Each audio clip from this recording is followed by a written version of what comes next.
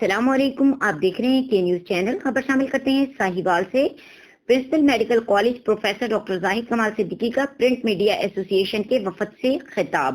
مزید جانتے ہیں ہمارے نمائندے علی حسن قصوری سے۔ جی قصوری صاحب بتائیے گا۔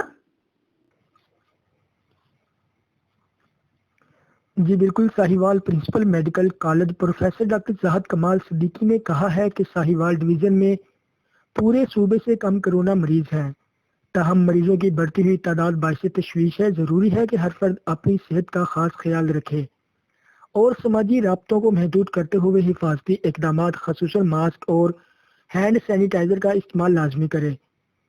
اپنے دفتر میں پرنٹ میڈیا ایسوسی ایشن کے وفد سے بات چیت کرتے ہوئے انہوں نے کہا کہ کرونا ایک جان لیوا وائرس ہے اور ابھی تک نہ تو اس کی ویکسین ہے اور نہ ہی کوئی میڈیسن، اس لیے ضروری ہے کہ احتیاط پر ہی پوری توجہ دی جائے۔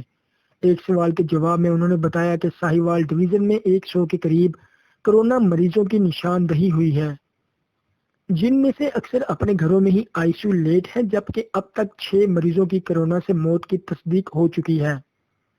انہوں نے مزید بتایا کہ DHQ ہسپتال میں مزید ادویات کی خریداری کا عمل تیز کر دیا گیا ہے اور بہت جلد تمام ادویات دستیاب ہوں گی۔ جی